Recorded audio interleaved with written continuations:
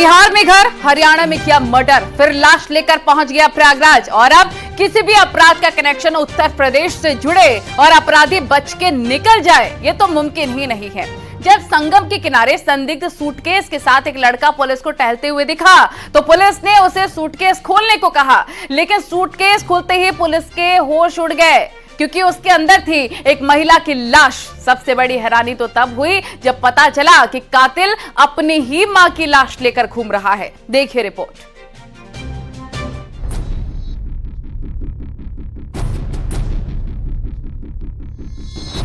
बिहार में घर, हरियाणा में कत्ल, यूपी लाया लाश। 800 किलोमीटर दूर मां की लाश के साथ बेटा गिरफ्तार। प्रयागराज से एक हैरान करने वाला मामला सामने आया है। यहां पुलिस ने संगम के पास मां के हत्यारे बेटे को गिरफ्तार किया है। आरोप है कि युवक ने हरियाणा में अपनी मां की गला दबाकर हत्या कर दी। सूटकेस में लाश लेकर वो प्रयागराज पहुंचा। यहां संगम में वो लाश को प्रवाहित करना चाहता था, लेकिन पुलिस चेकिंग के चलते वो अपने मंसूबों में कामयाब नहीं हो सका।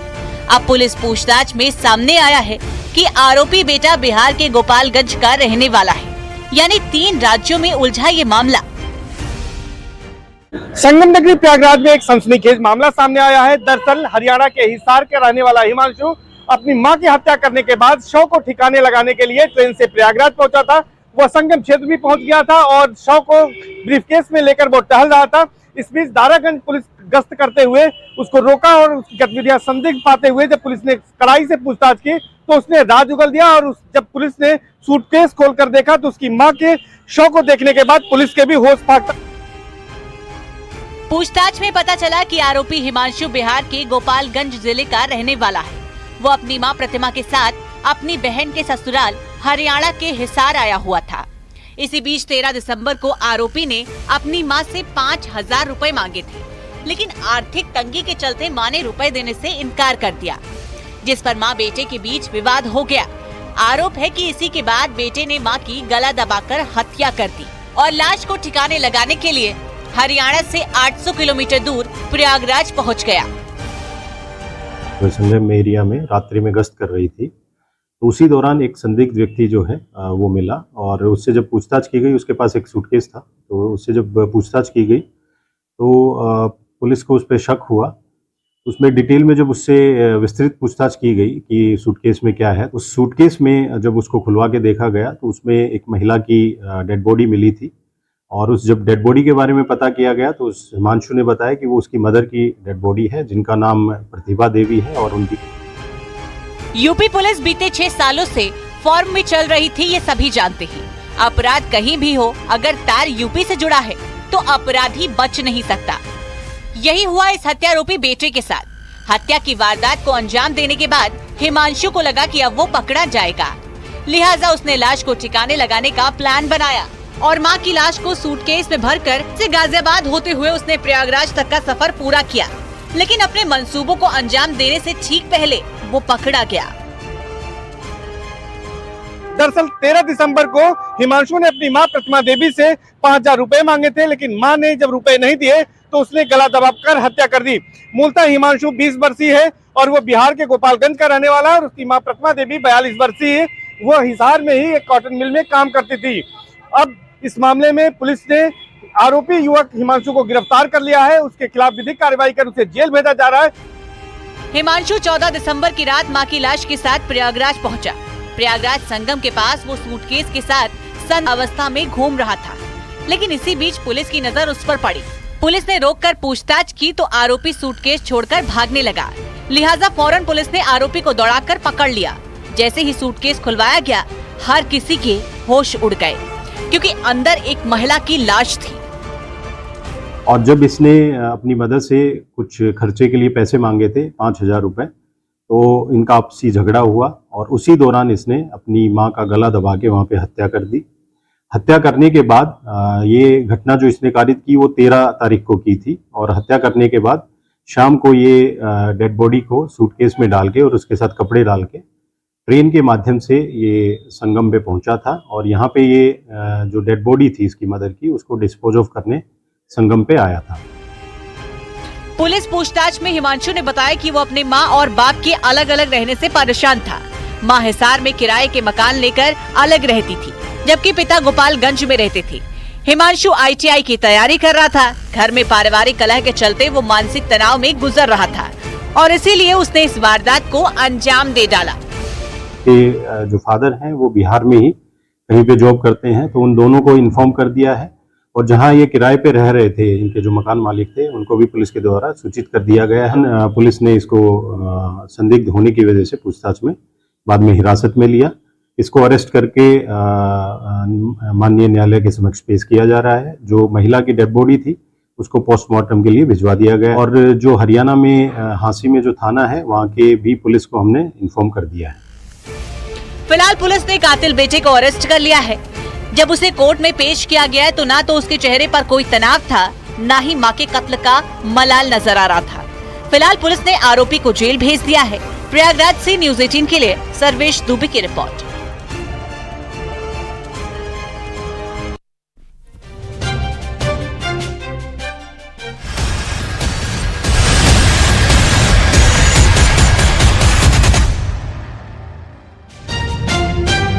पचहत्तर दिन पुरानी मर्डर मिस्ट्री, 3 टुकड़ों में लाश, न कातिल का सुराग न मरने वाले की शिनाख्त। पुलिस को महीनों तक छिकाने वाले कातिल ने कत्ल का कोई सुराग नहीं छोड़ा था। जब महीनों बीत गए तो पुलिस ने दोबारा केस से जुड़ी हर चीज को खंगालना शुरू कर दिया और तभी लाश वाले सूटकेस के साथ मिले एक रैपर ने कातिल का पता दे दिया। ऐसा क्या लिखा था उस रैपर में और कैसे कातिल तक पुलिस पहुंची है, पूरी कहानी देखिए इस रिपोर्ट में।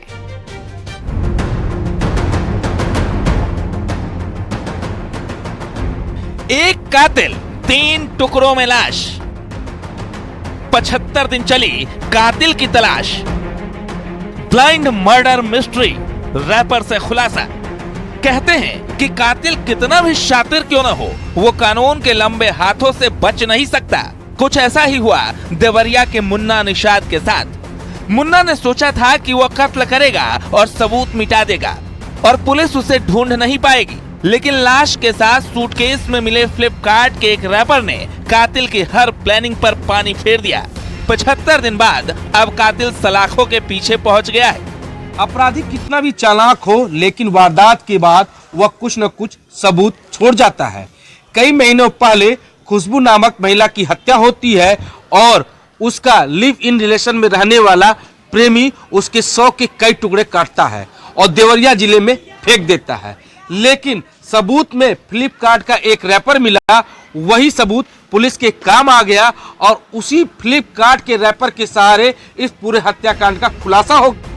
30 सितंबर 2023 देवरिया भलुअनी थाना इलाके में बरौली तिराहा नहर पुल के पास एक महिला की लाश मिली। लाश को 3 टुकड़ों में काटा गया था। पुलिस महीनों तक सिर्फ ये पता करने में लगी रही कि महिला कौन है, उसे किसने मारा और कातिल का मकसद क्या है। जब हर तरकीब फेल हो गई तब पुलिस ने शुरुआत की और हर को बार बार जोड़ा। ठीक तभी पुलिस के हाथ एक ऐसा सबूत लगा जिसने केस की दिशा ही बदल दी।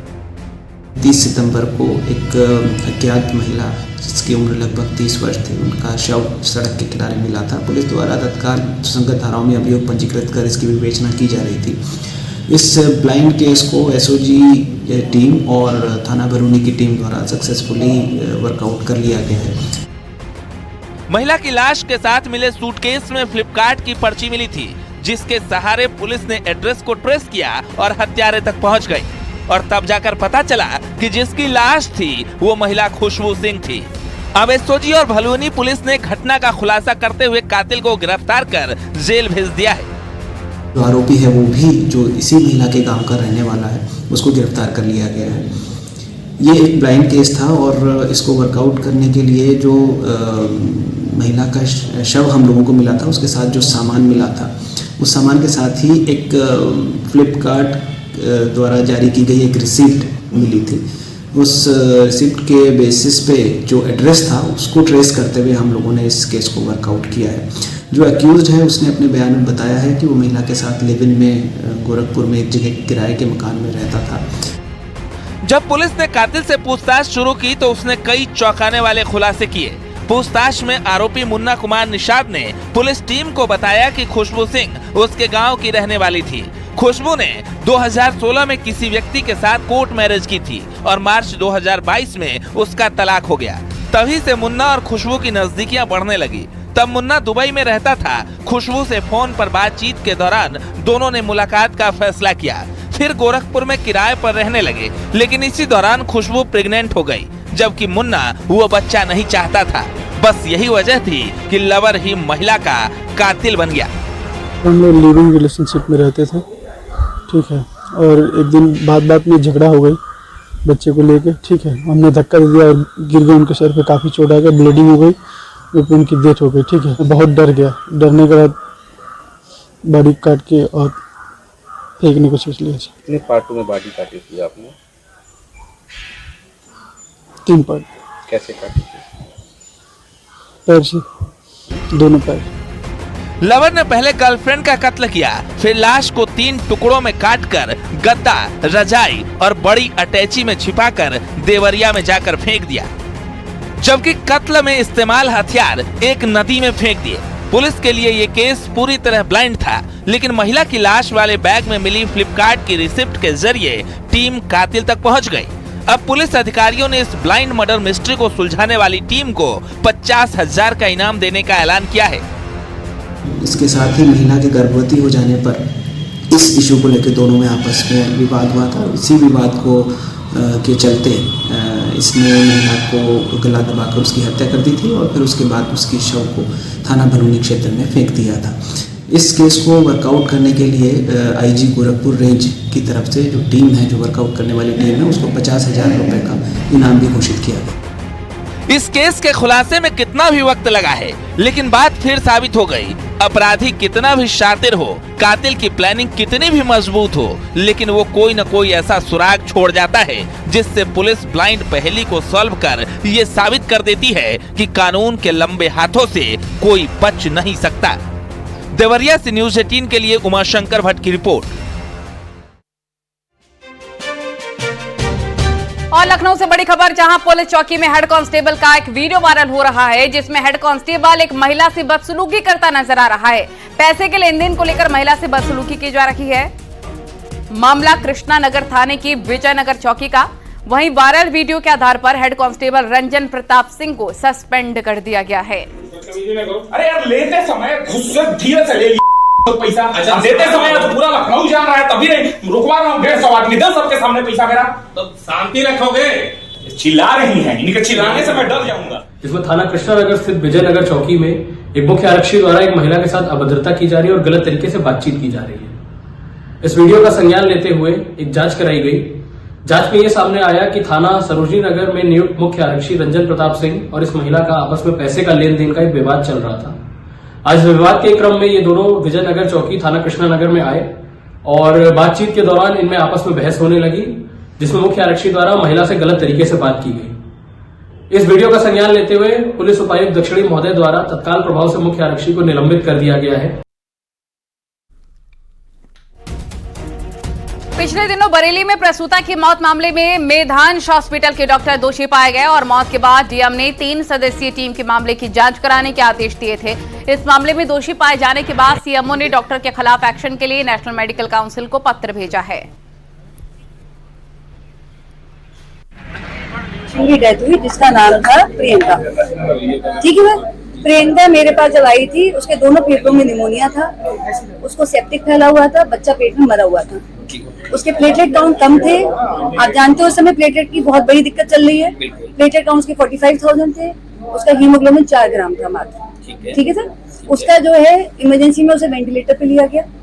पेशेंट को वेंटिलेटर लेने के बाद जब उसकी हालत बिगड़ रही थी, उसका सेप्टिक फैलता हुआ दिखाई दे रहा था, तो डॉक्टर किन्नी हमारे गायनोकोलॉजिस्ट, उन्होंने उसका ऑपरेशन किया, ठीक है सर। पेशेंट का बच्चा मरा हुआ था जो घर वालों को दे दिया गया।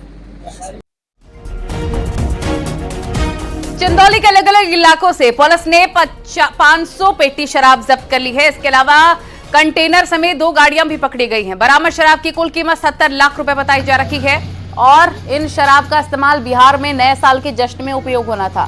तस्करी में शामिल 6 लड़कों को गिरफ्तार कर लिया गया है। खास बात यह है कि शातिर तस्कर पुलिस से बचने के लिए गाड़ियों पर पुलिस का लोगो भी लगाए हुए थे।